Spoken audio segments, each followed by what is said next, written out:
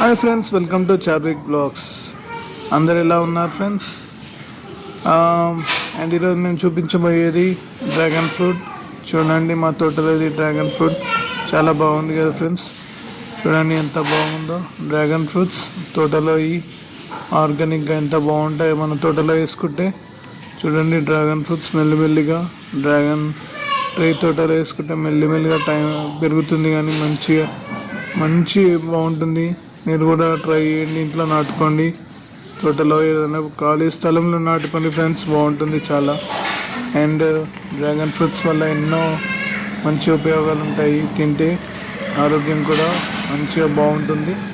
చూడండి ఎంత బాగుందో డ్రాగన్ ట్రీ.